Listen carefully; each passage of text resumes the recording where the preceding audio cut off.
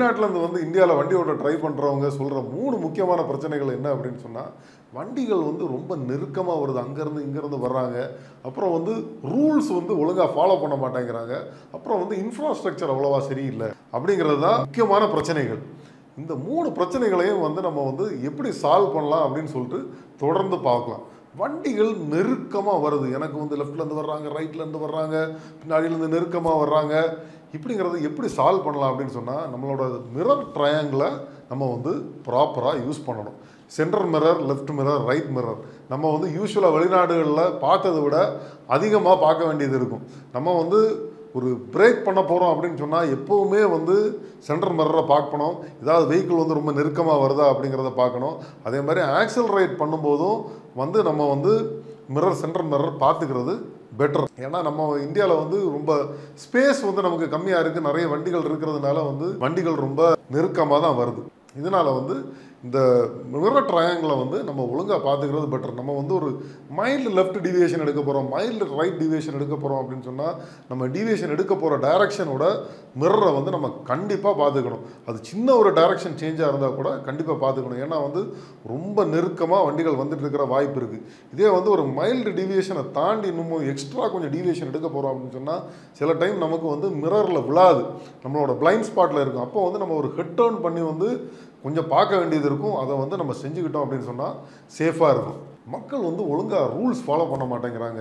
இதுக்கு என்னடா பண்ணுறது அப்படின்னா, கண்டிப்பாக வந்து இதுக்கு ஒரே வழிதாங்க இருக்குது. கொஞ்சம் எக்ஸ்ட்ரா ஆன்டிசிபேட் பண்ணணும். நம்ம நார்மலாக வண்டி ஓட்டணும்னாலே ஆன்டிசிபேட் பண்ணி தான் வண்டி ஓட்டணும். ஆனால் இந்தியன் டிரைவிங் கண்டிஷன்ஸில் கொஞ்சம் எக்ஸ்ட்ரா ஆன்டிசிபேட் பண்ணணும். ஏன்னா நமக்கு ஒரு க்ரீன் சிக்னலே இருக்குன்னு வச்சுக்கோங்களேன். அப்போ வந்து நம்ம ஃபுல்லாக ஆக்சலரேட் பண்ணிட்டு போகக்கூடாது. அப்போ கூட வந்து யாராவது வந்து குறுக்க வந்துடுவாங்க அப்படிங்கிறதுக்கு வந்து பிரேக் பண்ணுறதுக்கு வந்து ரெடியாக வண்டி ஓட்டிட்டோம் அப்படின்னு சொன்னால் அந்த ப்ராப்ளம் இருக்காது. ஏதாவது கிராஸ் ரோட்ஸில் நம்ம வர்றோம் அப்படின்னு சொன்னால் நமக்கு நின்று வழி விடுவாங்க அப்படின்லாம் கண்டிப்பாக எதிர்பார்க்காதீங்க. நம்ம வந்து கொஞ்சம் அப்படி இப்படி நேவிகேட் பண்ணி போகிறதுக்கு வந்து ரெடி ஆகிக்கணும். இந்த மாதிரி லேன் சேஞ்சஸும் வந்து பார்த்தீங்க அப்படின்னு சொன்னால் அவங்க வந்து ப்ராப்பராக இண்டிகேட்லாம் பண்ண மாட்டாங்க. இதெல்லாம் நம்ம வந்து கேர்ஃபுல்லாக இருந்துக்கணும். இண்டிகேட் பண்ணாமல் கூட டைரக்ஷன்ஸ் சேஞ்ச் பண்ணுறதுக்கு வாய்ப்புகள் இருக்குது. டூ வீலர்ஸ் வந்து இவ்வளோ நெருக்கமாக வர்றது வந்து வேறு கண்ட்ரீஸில் நீங்கள் பார்த்துருக்க மாட்டீங்க.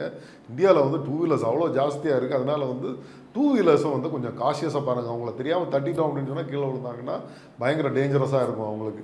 அதனால் வந்து கொஞ்சம் காஷியஸாக இருக்கணும். அதே மாதிரி வந்து கொஞ்சம் இண்டிகேட் பண்ண மாட்டாங்க. லெஃப்ட் டர்ன், ரைட் டர்ன்லாம் டூ வீலர்ஸ் அவங்களோட ஷோல்டரை கொஞ்சம் லைட்டாக தூக்குறாங்க, அப்படி கொஞ்சம் தலையை திருப்புறாங்க அப்படின்னு சொன்னாலே அவங்களோட பாடி லாங்குவேஜை வச்சு அவங்க வந்து லெஃப்ட் போகிறாங்களா, ரைட் போகிறாங்களா, யூ டர்ன் எடுக்க போகிறாங்களா அப்படிங்கிறதெல்லாம் தெரிஞ்சுக்கிற அளவுக்கு வந்து நம்ம ஆன்டிசிபேட் பண்ண வேண்டியது இருக்கும் இந்தியன் கண்டிஷன்ஸில். அப்புறம் வந்து சிட்டிஸில் வந்து share autos and government buses வந்து கொஞ்சம் கேர்ஃபுல்லாக இருங்க. ஷேர் ஆட்டோஸ் என்ன அப்படின்னு சொன்னால் அவங்களுக்கு வந்து கொஞ்சம் ஒரு எக்ஸ்ட்ரா பேசஞ்சர் கிடச்சா நல்லாயிருக்கும் அப்படின்னு சொல்லிட்டு அப்படியே போயிட்டே இருப்பாங்க. திடீர்னு ஒரு பேசஞ்சர் பார்த்தா லெஃப்ட்டில் நிறுத்திடுவாங்க. அப்புறம் வந்து லெஃப்ட்டில் நிறுத்திட்டு இருப்பாங்க. அப்படியே வந்து டப்புன்னு ரைட்டுக்கு வந்துடுவாங்க. இந்த மாதிரி இருக்கிற இடத்துல வந்து ஷேர் ஆட்டோஸை வந்து ஃபாலோ பண்ணி போகிறத வந்து கொஞ்சம் அவாய்ட் பண்ணுங்கள். அவங்க இருக்கிற லைனில் போகாமல் இன்னொரு லைனில் வந்து கேஷியஸாக போகிறது பெட்டர். அதே மாதிரி கவர்மெண்ட் பஸ்ஸஸ் வந்து நிறுத்தி இருக்கிற இடத்துல இருந்து அவங்க டப்புன்னு அப்படியே ரைட்டில் வந்துடுவாங்க. பஸ் ஸ்டாப்பில் இருந்து அவங்க வந்து ரொம்ப மெதுவாக வந்து ரோட்டில் மெர்ஜ் ஆகிறதில்ல. அதனால் வந்து கவர்மெண்ட் பஸ்ஸஸையும் வந்து கொஞ்சம் கேர்ஃபுல்லாக ஃபாலோ பண்ணுறது பெட்டர். நெக்ஸ்ட்டு வந்து இன்ஃப்ராஸ்ட்ரக்சர் வந்து எப்படி நம்ம சமாளிக்கிறது அப்படிங்கிறத பார்ப்போம். இன்ஃப்ராஸ்ட்ரக்சர் வந்து நம்ம கண்ட்ரோலில் இல்லைங்க. ரோட்ஸ் வந்து சில இடத்துல குண்டு குழியாக இருக்கும், சில இடத்துல நேரோவாக இருக்கும். இந்த மாதிரி பிரச்சனைகள்லாம் இந்தியாவில் இருக்குது. நம்ம வந்து ப்ரிடாமினன்ட்லி எந்த இடத்துல வண்டி ஓட்ட போகிறோம் அப்படிங்கிறத தெரிஞ்சுக்கிட்டு அதுக்கு ஏற்ற மாதிரி உள்ள கார்ஸ் வந்து வாங்கிக்கிட்டோம் அப்படின்னு சொன்னால் இந்த பிரச்சனையை கொஞ்சம் சமாளிக்கலாம். அதுக்கப்புறம் வந்து இந்த கண்டிஷன்ஸுக்கு அடாப்ட் ஆகிறது தான் ஒரே வழி. இந்தியன் கண்டிஷன்ஸில் வண்டி ஓட்டுறதுக்கு செய்ய வேண்டிய முதல் முக்கியமான ஸ்டெப் என்ன தெரியுமாங்க? காரில் போய் முதல்ல உட்காருங்க, ஓட்ட ஆரம்பிங்க. உங்கள் கூட வந்து இந்தியன் கண்டிஷன்ஸில் ஓட்ட பழகின ஒரு ஆளை வந்து கூட வச்சுக்கோங்க. முக்கியமாக வந்து ரொம்ப நெருங்கின ரிலேட்டிவ்ஸை யாரையும் கூட வைக்காதீங்க. ஏன்னா வந்து உங்களை வந்து டென்ஷன் ஆகிறதுக்கு வாய்ப்பு இருக்குது. அவங்க வந்து டென்ஷன் ஆகிறதுக்கோ கத்துறதுக்கான வாய்ப்பு இருக்குது. அதனால் வந்து கொஞ்சம் ஒரு டிஸ்டன்டான ஒரு பர்சன் வந்து நல்லா ஓட்ட தெரிஞ்சவங்கள கூட வச்சுக்கிட்டு ஒரு 2-3 நாள் வண்டி ஓட்டுங்க. கண்டிப்பாக இந்த கண்டிஷன்ஸுக்கு பழகிடும்.